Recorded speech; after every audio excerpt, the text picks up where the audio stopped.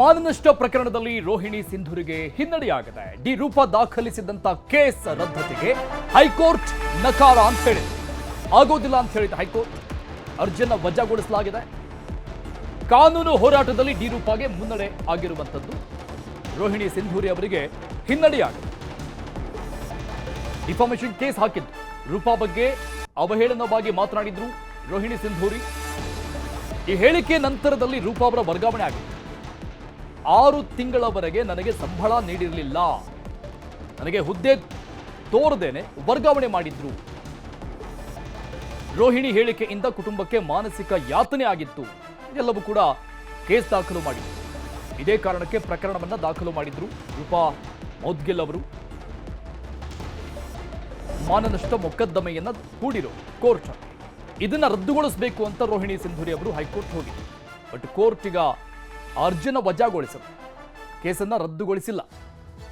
D Roopa ದಾಖಲಿಸಿದಂತ case ರದ್ದತಿಗೆ high court ನಕಾರ ಅಂತ ಹೇಳಿದೆ. ಈ ಮೂಲಕವಾಗಿ ರೋಹಿಣಿ ಸಿಂಧೂರಿ ಅವರಿಗೆ ಹಿನ್ನಡೆಯಾದರೆ ಡಿ ರೂಪಾ ಅವರಿಗೆ ಕಾನೂನಾತ್ಮಕವಾದಂಥ ಮುನ್ನಡೆಯಾಗಿದೆ. IAS ಅಧಿಕಾರಿಯಾಗಿರುವಂತಹ ರೋಹಿಣಿ ಸಿಂಧೂರಿ ಅವರು ಕೊಟ್ಟಂತ ಹೇಳಿಕೆ, ಈ ಹಿಂದೆ ಆದಂಥ ಜಟಾಪಟಿಯ ಸಂದರ್ಭದಲ್ಲಿ ಇದರಿಂದ ನನ್ನ ಕುಟುಂಬಕ್ಕೆ ಧಕ್ಕೆ ಆಗಿತ್ತು, ಮಾನಸಿಕವಾಗಿ ನೊಂದಿದ್ರು, ವರ್ಗಾವಣೆ ಆಯಿತು, ನನಗೆ ಯಾವುದೇ ಜಾಗವನ್ನ ತೋರಿಸದೇನೆ ವರ್ಗಾವಣೆ ಮಾಡಿಬಿಟ್ಟಿದ್ರು. ಈ ರೀತಿಯಾದಂಥ ವಿಚಾರಗಳನ್ನು ಅದರಲ್ಲಿ ಉಲ್ಲೇಖ ಮಾಡಿ ಮಾನನಷ್ಟ ಮೊಕದ್ದಮೆಯನ್ನ ಹೂಡಿದ್ರು IPS ಅಧಿಕಾರಿ ಡಿ ರೂಪಾ IAS ಅಧಿಕಾರಿ ಮೇಲೆ. ಸೊ ಈ ಜಟಾಪಟಿ ನಂತರದಲ್ಲಿ ಇವರು ಕೋರ್ಟ್ಗೆ ಹೋದ ನಂತರದಲ್ಲಿ ಈ ಕೇಸ್ ರದ್ದಾಗಬೇಕು, ರದ್ದು ಮಾಡಿ ಅಂತ ಕೋರ್ಟ್ ಮೊರೆ ಹೋಗಿದ್ದು ರೋಹಿಣಿ ಸಿಂಧೂರಿ ಅವರು. ಬಟ್ ಆ ಒಂದು ಕೇಸನ್ನ ಈಗ ರದ್ದುಗೊಳಿಸಿಲ್ಲ, ಕೋರ್ಟ್ ನಕಾರ ಅಂತ ಹೇಳಿದೆ. ಸೊ ಇದು ಸಹಜವಾಗಿ IPS ಅಧಿಕಾರಿ ಡಿ ರೂಪಾ ಅವರಿಗೆ ಮುನ್ನಡೆ ಆಗಿದ್ರೆ ರೋಹಿಣಿ ಸಿಂಧೂರಿ ಅವರಿಗೆ ಹಿನ್ನಡೆಯಾಗಿದೆ. ಈ ಬಗ್ಗೆ ಡೀಟೇಲ್ಸ್ ಕೊಡ್ತಾರೆ ನಮ್ಮ ಪ್ರತಿನಿಧಿ ಮಂಜು ಸಂಪರ್ಕದಲ್ಲಿದ್ದಾರೆ. ಮಂಜು, IAS ಮತ್ತು IPS ಅಧಿಕಾರಿಗಳ ಜಟಾಪಟಿ ಯಾವ ರೀತಿಯಾಗಿ ಆಗಿತ್ತು ಅನ್ನೋದನ್ನ ನಾವು ನೋಡಿದ್ವಿ. ದೊಡ್ಡ ಮಟ್ಟದಲ್ಲಿ ಇಡೀ ರಾಜ್ಯವೇ ತಿರುಗಿ ನೋಡುವಂತ ಜಟಾಪಟಿ ನಡೆದಿತ್ತು. ಬಟ್ ಈ ಕೇಸ್ಗೆ ಸಂಬಂಧಪಟ್ಟಂಗೆ ಅವರು ಕೋರ್ಟ್ಗೆ ಹೋಗಿದ್ರು. ಈಗ ಕೋರ್ಟ್ ಕೂಡ ಆಗಲ್ಲ ಅಂತ ಹೇಳಿದೆ. ವಾಟ್ ನೆಕ್ಸ್ಟ್, ಮುಂದೆ ಏನಾಗಬಹುದು ಅಂತ ಅನ್ಸುತ್ತೆ? ಖಂಡಿತವಾಗ್ಲೂ 2023 ಫೆಬ್ರವರಿಯಲ್ಲಿ ಒಂದು ಮಾನನಷ್ಟ ಮೊಕದ್ದಮೆಯನ್ನ IPS ಅಧಿಕಾರಿ ರೂಪಾ ಮೌದ್ಗಿಲ್ ಅವರು ದಾಖಲು ಮಾಡಿದ್ರು. ಆ ಒಂದು ಮಾನನಷ್ಟ ಮೊಕದ್ದಮೆ ಪ್ರಕರಣವನ್ನ ದಾಖಲು ಮಾಡ್ಕೊಂಡಿದ್ದಂತ 7ನೇ SCMM ಕೋರ್ಟ್ ಇವತ್ತು ಅದರ ಒಂದು ಅರ್ಜಿ ವಿಚಾರಣೆಯನ್ನು ಕೂಡ ಮಾಡಿತ್ತು. ಅರ್ಜಿ ವಿಚಾರಣೆ ಆದಂತ ಬಳಿಕ ಇವತ್ತು ಒಂದು ಆದೇಶವನ್ನ ಕೊಟ್ಟಿದೆ. ರೋಹಿಣಿ ಸಿಂಧೂರಿ ಅವರು ಆ ಒಂದು ಅರ್ಜಿಯನ್ನ ಯಾವುದೇ ಕಾರಣಕ್ಕೂ ಮಾನ್ಯತೆಯನ್ನ ಪಡ್ಕೊಳ್ಬಾರ್ದು, ಆ ಒಂದು ಅರ್ಜಿಯನ್ನ ವಜಾ ಮಾಡಿ ಅಂತಾನು ಕೂಡ ಅವರು ವಾದವನ್ನ ಮಾಡಿದ್ರು. ಅದರನ್ವಯವಾಗಿ ಇವತ್ತು ಮಾನನಷ್ಟ ಮೊಕದ್ದಮೆ ಪ್ರಕರಣವನ್ನ ನಾವು ಮುಂದಿನ ದಿನಗಳಲ್ಲಿ ಮುಂದುವರಿಸಿ ಅನ್ನುವಂತ ಒಂದು ಆದೇಶವನ್ನ ಕೊಟ್ಟಿದೆ. ಇದರಿಂದ ಎಲ್ಲೋ ಒಂದ್ ಕಡೆ IAS ಅಧಿಕಾರಿ ರೋಹಿಣಿ ಸಿಂಧೂರಿಗೆ ಒಂದು ರೀತಿಯಾದಂತಹ ಹಿನ್ನಡೆ ಆಗಿದೆ ಅಂತ ಹೇಳ್ಬೋದು. ಯಾಕಂದ್ರೆ ರೋಹಿಣಿ ಸಿಂಧೂರಿ ಅವರು ಮಾಧ್ಯಮದಲ್ಲಿ ಒಂದು ಹೇಳಿಕೆಯನ್ನ ಕೊಡ್ತಾರೆ, ಡಿ ರೂಪಾ ಅವರ ವಿರುದ್ಧವಾಗಿ ಒಂದು ಸ್ಟೇಟ್ಮೆಂಟ್ ಅನ್ನ ಕೊಡ್ತಾರೆ. ಆ ಒಂದು ಸ್ಟೇಟ್ಮೆಂಟ್ ಅನ್ನ ಯೂಟ್ಯೂಬ್ ನಲ್ಲಿ ಅಂದ್ರೆ ಎಕ್ಸ್ ಅಲ್ಲಿ ಎಲ್ಲವೂ ಕೂಡ ಅಷ್ಟೇ ವೈರಲ್ ಆಗಿತ್ತು. ಸುಮಾರು 1.8 ಲಕ್ಷ ಜನವನ್ನು ಕೂಡ ವೀಕ್ಷಣೆ ಮಾಡಿದ್ರು. ಆ ರೀತಿಯಾಗಿ ಅವಹೇಳನಕಾರಿ ಮಾತನಾಡಿದ್ದಷ್ಟೇ ಅಲ್ಲದೆ ಸುಮಾರು 6 ತಿಂಗಳ ಕಾಲ ಸರ್ಕಾರದ ಯಾವುದೇ ರೀತಿಯ ವೇತನ ಕೂಡ ಬಂದಿರಲಿಲ್ಲ. ಇದರಿಂದ ಎಲ್ಲರೂ ಕೂಡ ಅಷ್ಟೇ ಮಾನಸಿಕ ಖಿನ್ನತೆಗೆ ಒಳಗಾಗಿದ್ರು ಅನ್ನುವಂತ ಒಂದಷ್ಟು ಕಾರಣಗಳನ್ನ ನೀಡಿ ರೂಪಾ ಮೌದ್ಗಿಲ್ ಅವರು ಒಂದು ಮಾನನಷ್ಟ ಮೊಕದ್ದಮೆಯನ್ನು ಹಾಕಿದ್ರು.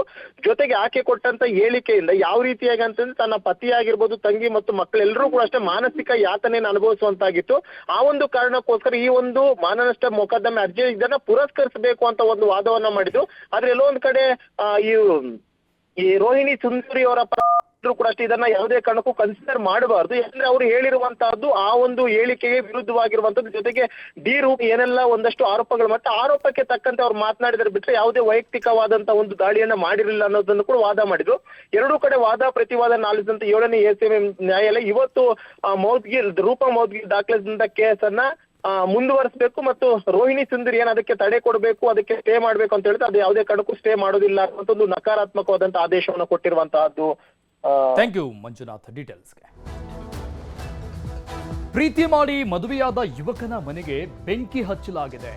ಈ ಮನೆಗೆ ಬೆಂಕಿ ಇಟ್ಟಿದ್ದು ಯುವತಿಯ ಕುಟುಂಬಸ್ಥರು. ಮಂಡ್ಯದ ಮದ್ದೂರಿನ ಚುಂಚಗಹಳ್ಳಿಯಲ್ಲಿ ನಡೆದಂತಹ ಘಟನೆ.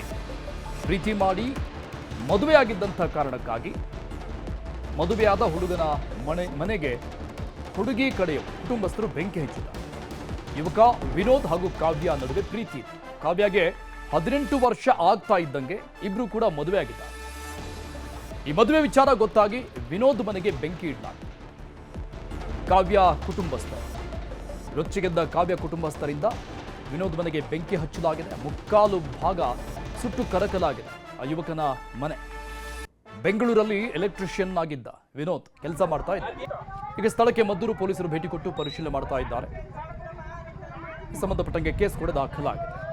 ಮನೆ ಸುಟ್ಟಿರುವಂಥದ್ದು ಪ್ರೀತಿ ಮಾಡಿ ಮದುವೆ ಆಗಿದ್ದಾರೆ ಅನ್ನೋ ಕಾರಣಕ್ಕಾಗಿ ರೊಚ್ಚಿಗೆದ್ದ ಯುವತಿಯ ಪೋಷಕರು, ಕುಟುಂಬಸ್ಥರು ಈ ರೀತಿಯಾದಂಥ ಒಂದು ಕೃತ್ಯವನ್ನು ಎಸಗಿದ್ದಾರೆ. ಇದು ಮನೆ ಸುಡ್ತಾ ಇರುವಂಥ ದೃಶ್ಯ. ಈ ಬಗ್ಗೆ ಡೀಟೇಲ್ಸ್ ಕೊಡ್ತಾರೆ ನಮ್ಮ ಪ್ರತಿನಿಧಿ ಸುನಿಲ್ ಸಂಪರ್ಕದಲ್ಲಿದ್ದಾರೆ. ಸುನಿಲ್, ಪ್ರೀತಿ ಮಾಡಿ ಮದುವೆ ಆಗಿದ್ದಂತಹ ಯುವಕನಿಗೆ ಮನೆಯನ್ನ ಸುಟ್ಟಿರುವಂಥದ್ದು ನೋಡ್ತಾ ಇದ್ವಿ. ಯಾರಿಗಾದ್ರೂ ಏನಾದರೂ ಆಗಿದೆನೋ ಅಂತ ಮಾಹಿತಿ ಏನಾದರೂ ಸಿಗ್ತಾ ಇದೆಯಾ? ಈ ಬೆಂಕಿ ಹಚ್ಚಿದಂಥ ಸಂದರ್ಭದಲ್ಲಿ ಮನೆಯಲ್ಲಿ ಯಾರೆಲ್ಲ ಇದ್ರು, ಏನಾಯ್ತು ಗಲಾಟೆ ಆಗ? ಅರುಣ್, ಬೆಂಕಿ ಹಚ್ಚದಂತ ಸಂದರ್ಭದಲ್ಲಿ ವಿನೋದ್ ಯುವಕ ಏನಿದ್ದಾನೆ ಆತನ ಕುಟುಂಬ ಇದ್ದಂತ ಸಂದರ್ಭದಲ್ಲಿ ಯುವತಿ ಕಾವ್ಯ ಏನಿದ್ದಾಳೆ, ಆಕೆಯ ತಂದೆ ಚೆನ್ನೇಗೌಡ ಆಕ್ರೋಶಭರಿತವಾಗಿ ಹುಡುಗನ ಮನೆಗೆ ಬೆಂಕಿಯನ್ನ ಇಟ್ಟಿರುವಂತದ್ದು. ಅಂದ್ರೆ ವಿನೋದ್ ಹಾಗೂ ಕಾವ್ಯ ಅಂತಕ್ಕಂತ ಇಬ್ರು ಕೂಡ ಸಾಕಷ್ಟು ದಿನಗಳಿಂದ ಪ್ರೀತಿಯನ್ನ ಮಾಡ್ತಾ ಇದ್ರು. ಕಾವ್ಯಗೆ ಈಗ ರೀಸೆಂಟ್ ಆಗಿ 18 ವರ್ಷ ಕೂಡ ತುಂಬುತ್ತೆ. ಇದಾದ ಬಳಿಕ ಇಬ್ರು ಇವತ್ತು ಮದುವೆಯನ್ನ ಆಗಿರುವಂತದ್ದು. ಬೆಳಿಗ್ಗೆ ಯಾವ ಮದುವೆ ವಿಚಾರ ಯುವತಿಯ ತಂದೆಗೆ ತಿಳಿದ ಬಳಿಕ ಯುವತಿಯ ತಂದೆ ಚೆನ್ನೇಗೌಡ ಆಕ್ರೋಶಭರಿತನಾಗಿ ವಿನೋದ್ ಮನೆಗೆ ಬೆಂಕಿಯನ್ನ ಇಟ್ಟಿರುವಂತದ್ದು. ಅಂದ್ರೆ ಯುವಕ ಬೆಂಗಳೂರಿನಲ್ಲಿ ಎಲೆಕ್ಟ್ರಿಷಿಯನ್ ಆಗಿ ಕೆಲಸ ಮಾಡ್ತಿದ್ದ ವಿನೋದ್. ಸಾಕಷ್ಟು ದಿನಗಳಿಂದ ಅದೇ ಒಂದೇ ಊರು, ಅಂದ್ರೆ ಮಂಡ್ಯದ ಮದ್ದೂರಿನ ಚುಂಚಗಹಳ್ಳಿ ಗ್ರಾಮ ಏನಿದೆ, ಈ ಗ್ರಾಮದವರೇ ಇಬ್ರು ಕೂಡ ಆಗಿರುವಂತದ್ದು. ಈ ನಿಟ್ಟಿನಲ್ಲಿ ಇಬ್ರು ಕೂಡ ಪ್ರೀತಿಯನ್ನ ಮಾಡ್ತಾ ಇದ್ರು. ಮಾಡಿದಂತ ಸಂದರ್ಭದಲ್ಲಿ ಆಕೆ ಮೇಜರ್ ಆಗ್ಲಿ ಅನ್ನುವಂತ ದೃಷ್ಟಿನಲ್ಲಿ ಆತ ಕೂಡ ಕಾಯ್ತಾ ಇದ್ದ. ಹೀಗಾಗಿ ಆಕೆಗೆ 18 ವರ್ಷ ತುಂಬಿದ ಬಳಿಕ ಇಂದು ಮದುವೆಯನ್ನ ಆಗಿದ್ದಾರೆ. ಈ ವಿಚಾರ ತಿಳಿದು ಯುವತಿಯ ಕುಟುಂಬಸ್ಥರು ಈ ರೀತಿ ಬೆಂಕಿಯನ್ನ ಇಟ್ಟಿರುವಂತದ್ದು. ಭಾಗಶಃ 80 ಭಾಗ ಆ ಮನೆ ಸುಟ್ಟು ಕರಕಲಾಗಿದೆ. ಸದ್ಯಕ್ಕೆ ಮಂಡ್ಯ SP ಶೋಭಾರಾಣಿ ಅವರು ಕೂಡ ಸ್ಥಳಕ್ಕೆ ಭೇಟಿಯನ್ನ ಕೊಟ್ಟು ಪರಿಶೀಲನೆಯನ್ನ ನಡೆಸ್ತಾ ಇದ್ದಾರೆ. Arun, okay, thank you Sunil ಡೀಟೇಲ್ಸ್ಗೆ.